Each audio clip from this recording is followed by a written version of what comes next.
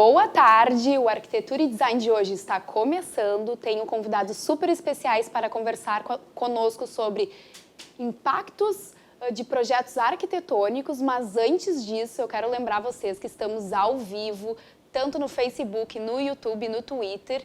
Então comecem a interagir conosco e nos mandem muitas perguntas que vamos responder para vocês aqui. E quero também fazer uma reprise de um quadro novo que tivemos ontem sobre viagem. Eu e Jaqueline conversamos muito sobre a arquitetura de 2 viagens. E o que tu achou do quadro? Todo mundo mandou mensagens. Sim, eu recebi várias mensagens e eu já estou dizendo, por favor, coloquem no WhatsApp quem quer vir. Porque é uma maneira... o que é o quadro, né? O quadro é o arquiteto trazer alguma lembrança de viagem, né, que ele fez, brasileira, enfim, a nível internacional, mas que lembre alguma coisa que tocou a ele, né? Quando tu compra um objeto, quando tu compra uma gravura, quando tu compra alguma coisa, um objeto que faça te lembrar, né? Isso se torna, cada vez que tu usa, cada vez que tu vê numa parede, tu te lembra sobre isso. E com isso, nada mais é que eu estou querendo buscar sobre isso, é o link com a cidade. Aonde foi comprado aquilo, que memória te gerou, em que bairro era, como é que era aquele bairro? Era perto de um café, era um café mais, uma zona mais bucólica, né? Então, como é que era esse sentimento desse pedacinho de cidade? E com isso, assim, ó, nós já temos pauta para quarta-feira que vem, nós já temos, assim, na outra, alguém quer vir falar de Amsterdã. Então, olha, pessoal, vão colocando. Se preparem, né? Porque vai ter muito conteúdo legal e para vocês também terem aquele gostinho daquele país que vocês gostariam de visitar. E antes de eu chamar o intervalo, eu quero então dar boa tarde para os nossos convidados, a Maria Tereza, que é presidente do Sindicato dos Arquitetos aqui do Rio Grande do Sul, e o arquiteto Fernando Maia, que também faz parte da diretoria da ASBEA. Boa tarde. Boa tarde. Prazer tê-los aqui. Prazer. Eu vou chamar o intervalo então e daqui a pouco já voltamos para conversar com eles.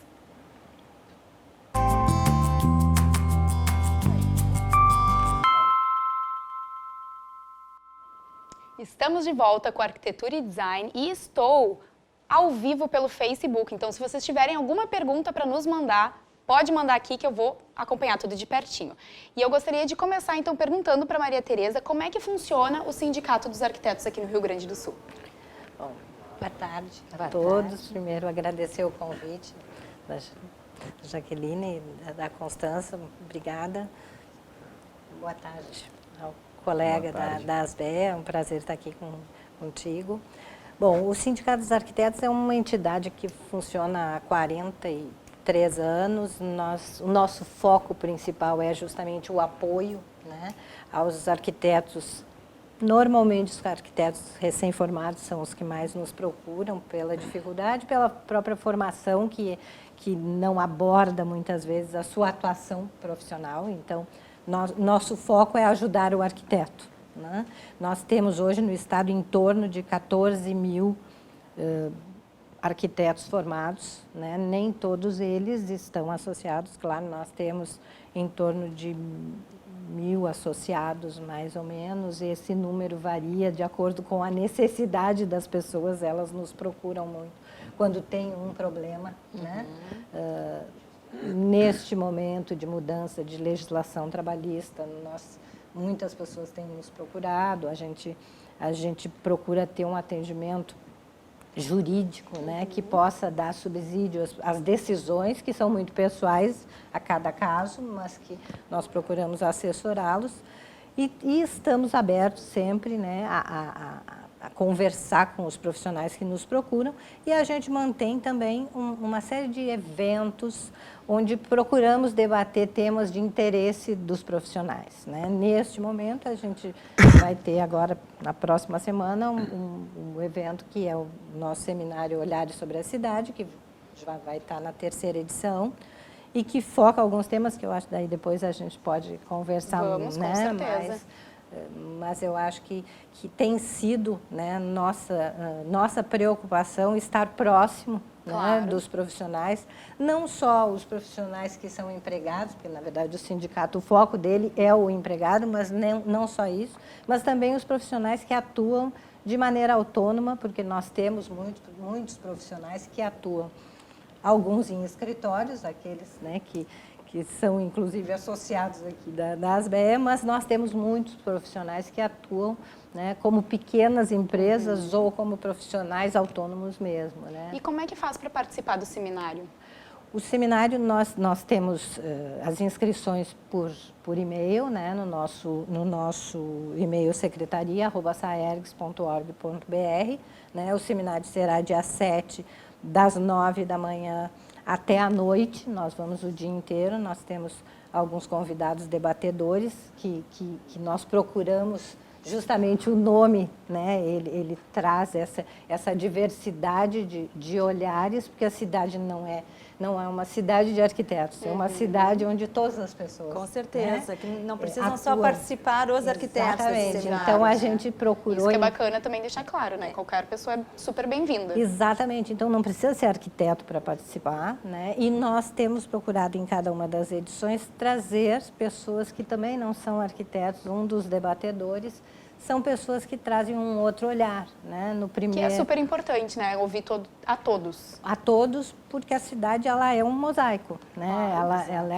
Ela precisa ser encarada como um produto dessa ação coletiva. Ela não é, apesar do profissional de arquitetura ter habilitação para fazer o desenho urbano e tudo mais, nós temos uma discussão que ultrapassa os limites da arquitetura. Com certeza. Né? E do urbanismo. É um convívio social importante. Com certeza. E, Fernando, tu da ASBEA, me conta um pouco mais como é que é a tua atuação lá, junto à diretoria. Esse é o meu primeiro ano na diretoria da associação, que ela tem hoje, vamos dizer, 2 pilares principais, que é a representatividade e a parte de conteúdo, né? A gente como representatividade dos escritórios de arquitetura, e aí entra um pouco no que a Maria Tereza falou, o profissional autônomo, ele é, de certa forma, um escritório de arquitetura, se ele encara o trabalho dele como uma empresa, então a gente tem uma série de associados que são profissionais autônomos, não só arquitetos, inclusive temos associados que fazem parte de incorporadoras, por exemplo, e a parte de conteúdo. A parte de conteúdo entra muito nisso da gente promover o conhecimento a respeito das mais diversas áreas que a gente atua dentro da arquitetura e aprofundar essas discussões. As discussões, como por exemplo do plano diretor, a gente tem hoje 4 grupos de trabalho que atuam nessa parte de conteúdo. Então a gente tem um grupo de trabalho que é do grupo BIM, que é um tema super importante muito hoje, atual, cada vez importante, mais, né? Eu até estava lendo, eu não consegui me aprofundar na notícia porque eu recebia pouco lá, era só um link que no cabeçalho dizia que em 2021, em algum lugar, vai se tornar obrigatório o uso do BIM. Assim como tem se tornado para concursos da Secretaria, se eu não me engano, no estado de Santa Catarina, já é obrigatório os concursos públicos serem apresentados. Fala um pouquinho BIM para quem realmente não está muito por dentro disso. O BIM, para quem não está por dentro, é o Building Information Model, é um método de trabalho, muita gente confunde inclusive com software. O software por si só ele não é o BIM, é uma ferramenta BIM. Então é um novo método de trabalho que objetiva dar mais qualidade no projeto. Então ele traz uma série de parâmetros, uma série de informações para o projeto que com os softwares que a gente trabalhava anteriormente a gente não tinha condição de fazer com tamanha precisão, tamanha qualidade. Então um dos grupos que a gente tem dentro da ASBEA trabalha no aprofundamento de todas essas questões aí, que é uma coisa que de certa forma vem revolucionando o mercado aí da arquitetura, da construção em todas as áreas e que ainda tem um uso amplo para ser utilizado. Acho que a gente ainda está na ponta do iceberg desse mundo de alternativas que o BIM tem para nos trazer.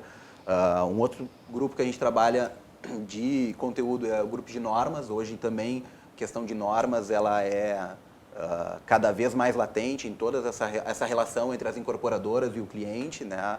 Que está cada vez mais consciente das necessidades, dos seus direitos e tudo mais. E isso se reflete também na produção que a gente faz como profissional. É necessário que a gente pratique boas práticas, né? Boas práticas, utilize de boas práticas vários itens, inclusive... Em toda a cadeia de produção, né? Exato.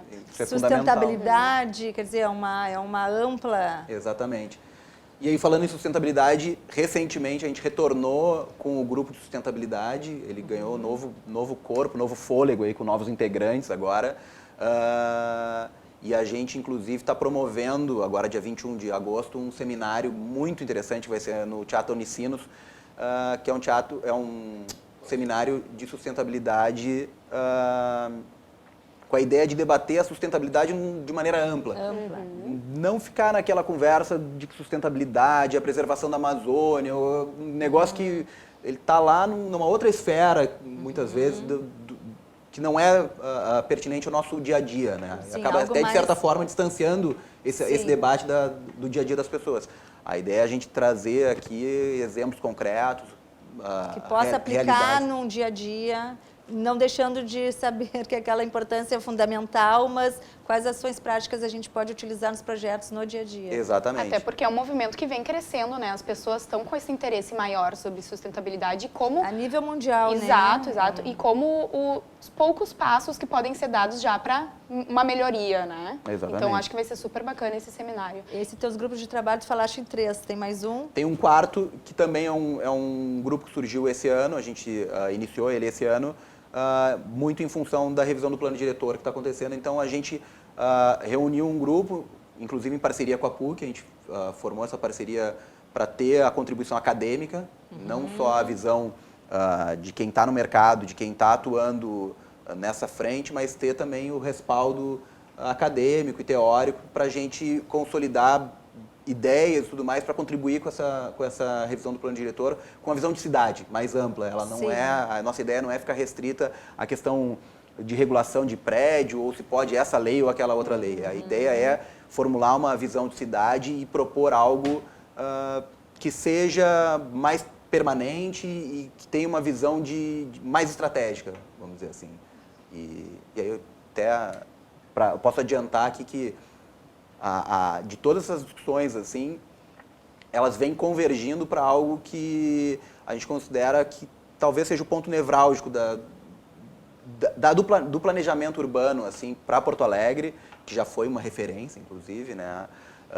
Se perdeu ao longo dos anos, que é a gente criar um instituto de planejamento. Algo que seja independente da prefeitura, Sim, ou do algo... governo do estado, ou enfim, um instituto que ele tenha o poder, a autonomia de trabalhar. A gente ainda tem que estudar a maneira como isso é possível de ser composto, do ponto de vista legal. Sim, né, mas tipo assim, uma união de cabeças pensantes em relação a isso. E que não fique uma submetida, célula, né? Exatamente, e que não fique submetida à troca de governo. Porque a gente vê que a gente tem uma cultura no Brasil que ela sei lá, de quanto tempo para cá, ou se é que em algum momento já foi diferente, de ficar muito sujeito aos interesses desse ou daquele governo, então obras que são iniciadas não são terminadas, planejamentos que são pensados aí para uma melhoria de determinada região, eles são abandonados.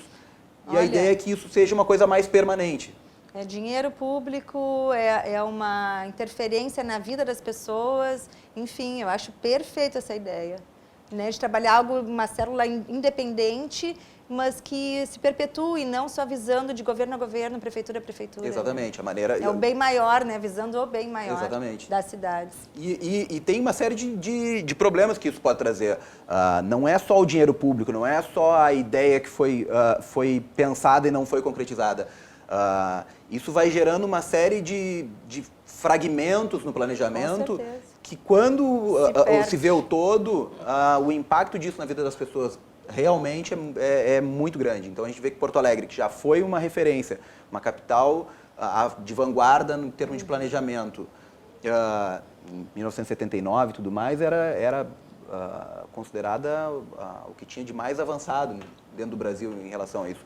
E todo o aparato público de planejamento foi sendo sucateado ao longo dessas diversas administrações, ao longo dessas décadas, ao ponto em que hoje a gente tem pouquíssimos técnicos trabalhando na área de planejamento efetivamente. Sim. Então, o Estado se tornou um ente regulatório e até ele hoje está num outro lado do balcão, como a gente brinca, assim, ele virou o inimigo é um termo meio pesado, mas ele virou o impasse, a dificuldade que o incorporador tem hoje para desenvolver a cidade. E a gente enxerga que tem que ser diferente. O Estado tem que ser um parceiro, um facilitador no desenvolvimento Sim. urbano. Sim. E Maria Tereza, sobre esse teu seminário também, né? Tu estavas me falando que vocês também fazem reuniões periódicas às 4 entidades, né? O IAB, o ASBEA, SAERGS e a AI, né? Me conta como essas reuniões têm acontecido, quais são os objetivos dela, né? E são realizadas no CAU, é isso? No Conselho de Arquitetura? Sim. Nós temos o colegiado das entidades, ele se reúne, né, quinzenalmente com o CAU como um fórum assessor, né, para debater problemas comuns e principalmente focados no exercício profissional e na formação, no ensino e formação, né, que são os 2 focos principais deste fórum, né. Agora, recentemente, se agregou um 5º elemento, né, que é um representante das entidades não estaduais, são entidades regionais que têm uma representação significativa, mas que não faziam parte deste colegiado, porque o colegiado era somente de entidades que tinham atuação em todo o Estado. Sim. Mas nós temos muitas entidades deste formato. Então, o CAU convidou essas entidades. Nós teremos a 2ª reunião amanhã, dentro da Construsul, inclusive. Que está acontecendo. Que iniciou ontem. E nós vamos... esse fórum, ele terá um assento no colegiado, que estes primeiros 6 meses foram ocupados pela Sala de Arquitetos, que é uma entidade de Caxias do Sul, e amanhã se decidirá qual entidade, em esquema de rodízio, porque a ideia era essa, para que todas pudessem, né, entender o que acontece nessas reuniões, porque eu digo sempre, os temas são inúmeros, né? A gente tem muitas ações em comum que a gente pode desenvolver, muitos temas de interesse de todo mundo, apesar dos nossos enfoques um pouco diferentes de cada uma das entidades. Sim. Né? Mas isso acho que é tudo que faz crescer, né? Exatamente. Se todos fossem sempre na mesma direção... Não, eu acho que é isso que torna rico, porque se Exato. todas as entidades tivessem a mesma atuação, alguma delas seria desnecessária. Exatamente. Né? Então, nós atuamos, né, conjuntamente, eu acho que isso vem crescendo dos últimos anos, né, de que essas entidades podem trabalhar se apoiando e trazendo um debate mais rico para os profissionais. Né? Eu acho que essa questão do plano diretor, ela nos une. Sem né? dúvida. Ela foi justamente o balizador deste nosso seminário, dessa 3ª edição do seminário, né? Onde a gente entra com a própria, primeiro, a discussão de que em pé nós estamos nessa discussão do plano diretor, o histórico, porque as pessoas nem sempre acompanham isso. Né? De tempos em tempos o assunto retorna, mas nem sempre as pessoas estão... Então, nós vamos ter um primeiro momento de explanação pelo presidente do Instituto de Arquitetos do Brasil, Rafael Passos, né? Depois nós vamos ter uma mesa que justamente debate com o professor Adão de Souza, que é um sociólogo, sobre os impactos, né, sociais das questões urbanas e que a gente muitas vezes não... A gente fica tão focado na construção em si que esquece que tem todo mais um outro importante lado, são as pessoas que vão realmente utilizar esses prédios. Né? A gente vai olhar daqui a pouco algumas imagens sobre o seminário do Olhares sobre a Cidade. Sim. E aí, ó, até já está no ar, olha que legal. E vai acontecer Aí tu pode quando vai comentar, ser? Posso? claro. E a nossa 3ª mesa, nós vamos trazer o professor João Sete Whittaker, de São Paulo, que vai trazer um pouco da experiência da utilização de prédios desocupados nas áreas urbanas centrais. Sim. Né? Claro que Porto Alegre tem isso numa dimensão, né, mais reduzida do que São Paulo, mas temos, mas tem, né? nós temos Existe. muitos prédios, né? Recentemente nós tivemos a questão da situação da ocupação baronesa, que o prédio estava desocupado, foi demolido, né? Então tu tem um custo social aí muito grande e a discussão é justamente essa, de que forma a gente pode estar, né, colaborando para que prédios que não estão sendo utilizados, principalmente pelo poder público, né? Porque nós temos casos de prédios 20, 30, 40 anos desocupados, né? Que poderiam ter uma utilização, Claro, com certeza. né? Principalmente para moradia, né? Que muitas vezes isso tem entraves, né, burocráticos imensos para essa utilização. Então, é um debate que não é inédito, isso vem de muitos anos, principalmente entre os arquitetos, que defendem a reutilização da área central das cidades, até por uma questão de segurança, porque nós fomos abandonando para os condomínios e a cidade ficou sem uso e sem segurança. Então, isso impacta também na segurança de todos, tu ter prédios que são todos utilizados e tu tenha em todos os turnos pessoas circulando, não só no horário de trabalho. E nós temos um grande número de sem teto, né? Sim. Então é um problema muito grave e depois eu vou convidar também uma pessoa que é bem atuante sobre isso, inclusive até eu também faço parte, que é do banho solidário, né? Que é bacana, em containers, né? Um container, na realidade, subdividido, onde tem ducha, junkers. A gente começou desde o início essa movimentação, onde os moradores de rua vão tomar um banho quente. Porque muitas vezes nos abrigos é água fria, ninguém não pode deixar suas roupas ali, não pode entrar com o cachorro, eles têm medo deles mesmos, né, roubarem entre eles, então é complicado. E junto a isso tem um projeto social paralelo, que já está vendo aula, tipo de jardinagem. Então, assim, aquela pessoa, a gente ouve várias histórias por lá, que eles não têm um trabalho, então eles estão sendo orientados, estudando sobre jardinagem e acho que já formaram 8 pessoas, né? Então, tendo essa atividade e saindo das ruas, né? Então, imagina se houvesse realmente, efetivamente, uma política que pudesse ter essas moradias, né? Quantas pessoas poderiam usufruir disso, né? É verdade, concordo plenamente. E falando de segurança, né? Vocês vão abordar sobre alguma coisa da redenção? Nosso foco não é especificamente o projeto da redenção. Né? A ideia é conversar um pouco sobre o impacto dos grandes projetos. Claro Sim. que termina tangenciando a questão da privatização do espaço público, muitas vezes, né? Porque em alguns projetos dizem. E o projeto da redenção, ele é polêmico nesse sentido, porque há aqueles que defendem o cercamento da redenção por uma questão de segurança.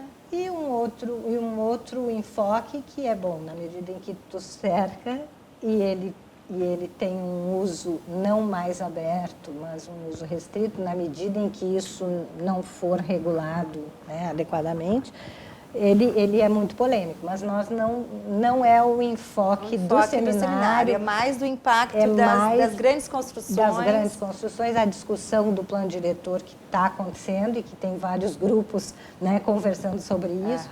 E a necessidade de tu ter uma política pública, né, que possa atender e regular isso, porque não é uma discussão igual entre segmentos, né, porque o sem-teto, ele não tem o poder de discussão que terá um grande empresário, né? Então tem que ter um regulador aí que é um agente que defina, que possa, né, suavizar os lados e ter uma política que atenda aquele que não tem a força, né, financeira para poder solucionar o seu problema. É a população como um todo, né? É a população. Mas sabe que a Maria Tereza falou uma coisa que é interessante, assim, esse formato de trazer pessoas não arquitetos para a discussão da cidade é muito interessante.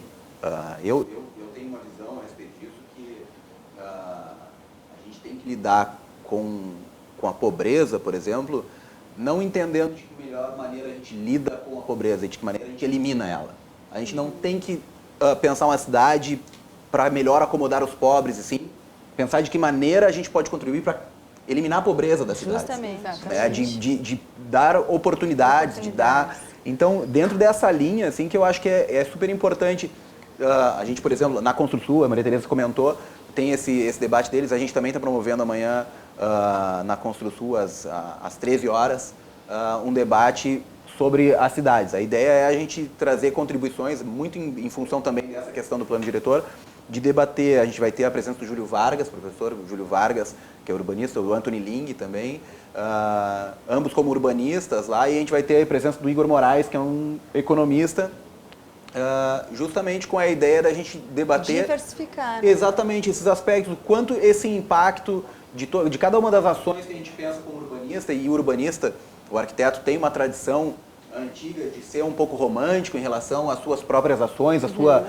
a atividade profissional e tudo mais, e a gente tem que ter consciência de que essas ações, elas têm um pragmatismo, elas têm um efeito em toda a cadeia produtiva e daquilo que nos rodeia. Um bairro como o Quarto Distrito, um bairro não mais de um bairro, né, mas a região do Quarto Distrito, por exemplo, que teve uma debandada de todas as atividades profissionais ali, a gente tem que entender o porquê que isso então se tornou um bairro inóspito, com pouca atratividade. Se a gente olhar para o bairro, ele é um bairro que em termos de localização, ele é maravilhoso. Ele é na beira do rio, é junto do centro, tem um acesso para Porto Alegre, que é uma coisa incrível, e ele durante tantos anos ele foi desvalorizado, ele foi sendo sucateado.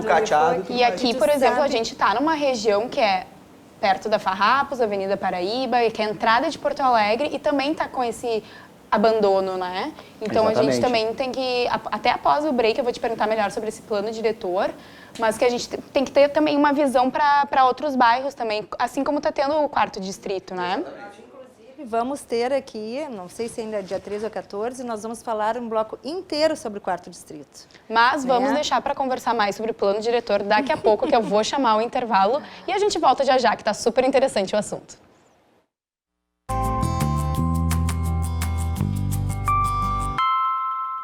Estamos de volta com o Arquitetura Design de hoje e eu já vou começar fazendo uma pergunta para o arquiteto Fernando, que eu gostaria de saber a tua opinião sobre quais são as soluções que as grandes empresas podem adquirir para ter um impacto ambiental menor nas construções. Essa é uma pergunta difícil de resumir, assim. Eu acho que, acima de tudo, acho que essa questão do desenvolvimento sustentável, ele é latente e ele é, acima de tudo, além de uma necessidade, ele hoje virou um ativo de marca. Uma empresa, uma marca que queira ter uma boa visibilidade, uma boa imagem perante seu cliente, ela já vem naturalmente praticando as melhores ações, aquilo que está dentro do seu alcance, para estar vinculado com essa questão sustentável. Qualquer empresa que pense diferente disso está enxergando, tá ficando para trás, está enxergando o mundo de uma maneira que ela, de uma maneira retrógrada. Mas em relação a boas práticas, assim, a gente tem aí uma série de empresas e de consultorias já hoje entrando muito fortemente, assim, junto das construtoras, das incorporadoras, com uma série de soluções, e cada vez mais a gente tem soluções diversificadas. A gente hoje tem, por exemplo, nos Estados Unidos, a Tesla lançou uma telha que faz o papel de placa fotovoltaica. Isso já existe no Brasil. Sim. Então, a gente vê que esses movimentos em que antigamente a gente costumava ver que tecnologias muito avançadas lá fora, elas demoravam muito para vir para cá. Já estão chegando, né? E não só isso, assim, a gente vê que aí essa questão da sustentabilidade, ela vai além. O uso de aplicativo para o transporte, para ser mais eficiente. Então, eu acho que isso suscita também uma outra discussão. Não são só as grandes empresas, o que a incorporadora, o que o grande construtor pode fazer. Essas ações, elas estão acontecendo de maneira menos centralizada hoje. E em diversas áreas. Exatamente. Vocês podem ver o impacto que trouxe o transporte por aplicativo hoje. Claro que a gente foge da sustentabilidade, mas ela tem um link nesse sentido de ser uma iniciativa pontual, que às vezes não tinha pretensão de mexer nisso, mas transformou a mobilidade da cidade. Então, falando um pouquinho disso, vamos comentar então sobre os patinetes, que entraram nas cidades. Patinetes, a área de ciclismo também, Isso. que é uma novidade, né, que começou aqui para nós, meio implementada, porque a cidade não foi pensada com isso. É verdade. Mas isso colabora muito também, né, com termos de mobilidade urbana e baixo impacto ambiental. Sem dúvida, eu acho que em tempos em que a palavra da moda é pluralidade, diversidade, a gente ter alternativas é uma coisa que só tem a acrescentar. Existe muito a discussão da regulamentação ou não, eu acho que essa é uma outra esfera, eu não gosto nem de me envolver muito nisso aí, mas eu acho que o que a gente tem que pensar é em incentivar, o incentivo. A gente Exato. prega muito o incentivo e não a regulação. Eu acho que quanto mais a gente incentivar boas práticas, melhor E a relação a gente ela tem. vai acabar acontecendo, né? Porque ela foi implementada e leis, normas, ela vai acabar acontecendo de um jeito ou de outro para afinar melhor isso. Exatamente. Né? E eu Até pela melhoria, né, que está sendo boa vista, então a regulamentação vai vir. E eu acho que só que eu acho que o melhor regulador de ações e se a iniciativa é boa ou não é o usuário. Claro. A gente pode ver que o próprio patinete ele entrou com uma força tremenda, se espalhou e tudo mais. E hoje isso não é mais uma coisa tão discutida, tão debatida.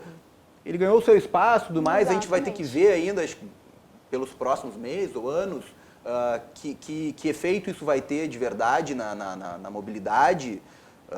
Mas, sem dúvida, é uma coisa que só contribui, né? A gente ter alternativas é algo que só faz bem para todo mundo. Com certeza.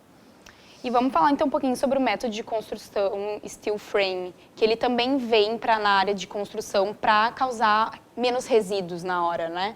Sem dúvida. De projetar. O que vocês acham sobre isso? Eu gosto muito, tá? É. A gente já trabalhou bastante com steel frame. O steel frame ele é um método que ele é já muito difundido na Europa e nos Estados Unidos. Ele é mais recente aqui, ele enfrentou durante muitos anos uma barreira cultural muito grande, né? Aquela história assim, se não é de alvenaria... Sim, se tu não usar cimento e tijolo, né? Não é construção sólida. Então, isso vem caindo muito, as pessoas vêm aderindo. A gente já tem aqui no estado mesmo, aqui em Sapiranga, construções feitas, obras feitas para Minha Casa Minha Vida, em steel frame. Então, a gente vê que não é só um alto padrão que aceita culturalmente essa nova construção. E, sem dúvida, do ponto de vista sustentável, ele gera menos resíduo, ele é mais rápido, só que tem que haver um planejamento maior. Sim. E ele não é uma construção que aceita que seja feita ali pelo o Pedrinho, que tem Sim, ele uma experiência exige um e pouco tal. mais de técnica, Até porque né? a patologia numa obra desse tipo aí, ela tende a aparecer mais fácil, porque, como a gente brinca, o concreto aceita muito desaforo, mas o steel frame ele tem que ser mais planejado. Com certeza. Mas a tecnologia está aí para também ser usada, né? Difundida, então, certamente. exatamente. Então, quanto mais a gente tem que usar, estimular. com certeza. É que ela precisaria de muito mais capacitação da mão de obra, né? Sim. Entre outros problemas, Sem dúvida. né, que a gente vê. Eu acompanhei, eu trabalhei 35 anos da minha vida, né, profissional dentro da Caixa Econômica Federal na área de habitação e desenvolvimento urbano. Foi mudando de nome, mas eu trabalhei quase sempre com os mesmos enfoques e no final, pouco antes de eu me aposentar na Caixa, eu estava como gerente de habitação aqui na região sul, né, aqui na região de Porto Alegre, e nós temos alguns exemplos de dificuldades no uso dessas tecnologias, porque de muito tempo eu digo que isso é uma necessidade, é um desafio, mas a gente avançou muito pouco nos últimos 30, 40 anos. Imagina. Né? É impressionante como a gente precisa caminhar mais rápido nisso, né? Para produzir menos lixo da construção civil, porque o planeta ele é finito, não existe, né? Não existe jogar fora, é sempre aqui dentro. Né? Então, e nós na construção civil produzimos uma quantidade de lixo absurda. Né? Então, tecnologias como o steel frame podem vir a colaborar, Com né? certeza. Mas ela exige uma construção numa escala que a gente não chega a ter e Isso aí ela não Isso se a gente viabiliza entra economicamente. um pouco naquela questão do BIM. A metodologia BIM contribui Exato. muito Contribui também. para a certeza. gente ter um planejamento melhor na obra e permitir com que a gente tenha melhor eficácia para construções em aço ou em steel frame ou em pré-moldado de qualquer forma que seja, isso, o próprio BIM, ele facilita muito, ele contribui E muito. eu acho, e eu vejo sobre isso, né? A gente não tem pessoal especializado, mas aí tá grande brecha, Exatamente. né? Cadê os Com empreendedores certeza. para chamar Um curso especializado de e chamar capacitação as nesse pessoas assunto, para se né? empregarem, estudarem, se especializarem Exato. e gerarem uma economia mais forte em relação a isso. Já né? fica aí a Então, dica para os empreendedores que gente, estão nos isso aí assistindo. é no caso. importantíssimo. É que assim, não defendendo os empreendedores, porque não é o meu papel defender os empreendedores, é defender o empregado, mas de qualquer maneira tem que haver um financiamento a isso, né? Para que o empreendedor possa iniciar, Sim. né? Porque as pessoas normalmente não possuem o recurso para iniciar um empreendimento. Alguns poucos empresários, grandes empresários têm, mas a maioria das pequenas empresas não tem, né? Então, precisa haver um incentivo. Aí voltamos à questão de que tu tem que ter uma política pública que Entra na pesquisa de desenvolvimento, né? Que que é uma possa coisa carente de maneira geral no assim, Brasil. por exemplo, um não Senai. há uma Um autorregulação. Senai. Sem dúvida. Existe isso Exato. dentro de um Senai? Mas eu acho, Jacqueline, que isso aí não é só uma questão de um Senai ou de uma entidade pública. Eu acho que a gente tem que ter incentivos, aí de novo falando em incentivo, né? Eu acredito muito nesse método do incentivo, de dar com um pouco taxar menos, aí, enfim, da maneira como for possível para as atividades de pesquisa e desenvolvimento. Isso é uma coisa que é carente no Brasil todo, a gente vê que a quantidade de empresas que se dedicam à pesquisa e desenvolvimento efetivamente no Brasil é muito pequena, porque a gente está lutando cada dia para poder desenvolver o nosso negócio e a gente tem uma margem muito pequena de recurso para dedicar para novas tecnologias, porque as novas tecnologias exigem prototipagem, teste, muitas vezes elas não dão certo, tem que voltar 2 passos atrás para poder botar uma tecnologia, para não acontecer como a gente enfrentou no passado com o negócio do steel frame. O steel frame veio, se tentou colocar na época, fosse por causa de treinamento, fosse por causa da tecnologia que ainda não estava madura aqui, começa a dar problema e aí todo mundo volta atrás e aquilo ali vira um problema. Fica um carimbo de que aquilo não funciona. Sim. Quando a gente, na verdade, tem que testar muitas vezes antes da gente botar isso verdade. como uma coisa cultural em prática, né, na economia. Bom, o papo tá muito bom e a gente vai voltar já. Um pequeno intervalo, aguarda aí.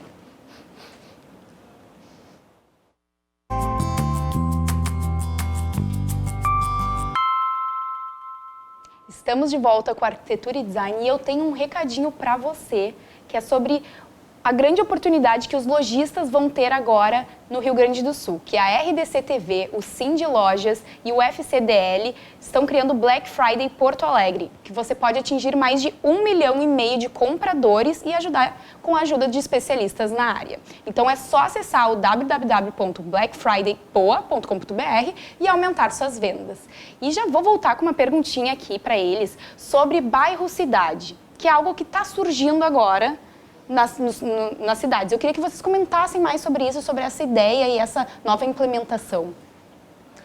O bairro-cidade na verdade, não é uma tendência nova, né? A gente tem alguns exemplos aqui em Gravataí, a gente tem um projeto na Zona Sul de Porto Alegre também, que vem com esse conceito de bairro-cidade, que já vem de um movimento que a gente chama de novo urbanismo, mas que ele remete lá à década de 80 dos Estados Unidos. Talvez né? para nós um pouco novo, mas... Exatamente. Exato, né? é isso. Mas que eu acho que é uma certa... É um acerto, assim, em termos de projeto e de qualidade de vida. Acho que a gente precisa muito pensar nos bairros, nas cidades planejadas, de maneira que a gente possa... A gente teve uma época, aquela visão modernista, corbusiana, em dividir as atividades e que gerou cidades em que uma pessoa vai trabalhar de um lado e vai viver do outro, como se essas atividades não tivessem relação e elas geram trânsito e, na verdade, a gente passa mais tempo trabalhando do que em casa, muitas vezes com as nossas famílias. Sim. Então, essas coisas, vezes quanto mais... em trânsito, até chegar ao teu local de trabalho. Então, quanto mais atreladas essas coisas estiverem, melhor. E o novo urbanismo prega muito isso, assim, a gente está a poucos minutos de caminhada das coisas que nos... Que necessita, né? No momento não precisa sair para grandes locais. Exatamente, se a gente precisa ir num mercado, a gente está a 5 minutos de um lado, vai trabalhar 5 minutos do outro. farmácia perto. priorizar modais de transporte como bicicleta, como sim. patinete, Sim. né? Então, facilidade e qualidade de vida. Acho que isso aí é... Visando o teu bem-estar, né? Visando, ele é pensado para as pessoas, né? Exatamente. Eu acho que essa interligação mais rápida e qualidade, né, das famílias nesse mesmo local. Tem uma frase a escola. célebre do Yangel que diz: primeiro vida, depois espaços e depois prédios. Então, é acho bem que isso, então. a coisa ela passa muito por isso aí. A Exatamente. gente pensar em como a gente tem que se apropriar do espaço, como é que a gente vai se relacionar com ele, antes da gente pensar se o prédio é assim ou é assado, se o Sim. condomínio é isso ou é aquilo outro. O condomínio, ele é uma necessidade que a gente tem que enfrentar de segurança no Brasil. Exato, Hoje, a gente não pode fugir e romantizar de novo essa história e tratar o condomínio como um vilão ou como algo que a gente tem que combater, porque isso surgiu de uma necessidade. A gente, obviamente, como urbanista, a gente procura criar situações em que esse condomínio esteja inserido da melhor maneira no seu entorno e possa se relacionar melhor com a cidade, mas enquanto a gente tiver essa condição e não conseguir propiciar situações mais seguras para as pessoas viverem e conviverem nas cidades, a gente ainda vai ter que lidar muito com essa questão dos muros. Verdade. Então, queria agradecer a presença de vocês aqui no programa, tanto aqui a nossa presidente do Sindicato dos Arquitetos do Rio Grande do Sul, Maria Tereza, e também o arquiteto Fernando Maia. E só fazendo um fechamento. Isso, faz então um sobre fechamento. o seminário e a construção. Isso, Só queria isso, que vocês bacana. dessem mais uma fala, dias e como fazer para se inscrever. Exato. Bom, eu gostaria de reforçar o convite para os profissionais e para as pessoas que se interessarem pelo tema, né, a se inscreverem no nosso secretaria@saergs.org.br para o seminário que acontecerá dia 7. Eu tenho uma visão um pouco ainda mais romântica da cidade. Acho que é possível a gente trabalhar com políticas de segurança e que propiciem que as pessoas consigam usufruir da história da cidade, porque eu acho que na medida em que tu isola as pessoas em bairros, elas perdem o convívio e perdem muito da história, do seu vínculo afetivo com a cidade. Mas né? que bom que tem esse seminário, eu acho que pra o seminário vai ser super um bacana para momento da conversar. gente discutir essas várias Exatamente. possibilidades de maneira equilibrada. Né? Exatamente. Equilíbrio. Isso mesmo. Um pouco de tudo. Então tá, Nossa muito cidade. obrigada. Eu agradeço Obrigada. pela presença de vocês. Posso deixar o convite aqui Com também para o nosso certeza. evento? A Asbé também está promovendo um evento amanhã na ConstruSul. Às 13 horas, a gente vai debater... o nome do evento é Qual é o Plano? Então, é uma discussão Bem bastante interessante. ampla, é uma provocação bastante ampla sobre como é que a gente deve tratar as cidades, como é que a gente pode enxergar soluções e tudo mais para esse momento que a gente está vivendo aí de renovação do plano diretor. E aproveito para deixar aqui o convite para dia 21 de agosto, agora, no Teatro da Unicinos, o seminário Meta Cidades Green, que vai ser um seminário de sustentabilidade que a gente está promovendo também. Então tá, muito obrigada pela participação e Obrigada. pela presença. E amanhã estamos de volta com arquitetura e design. Teremos assuntos interessantíssimos. Não perde. E aí, foi bacana.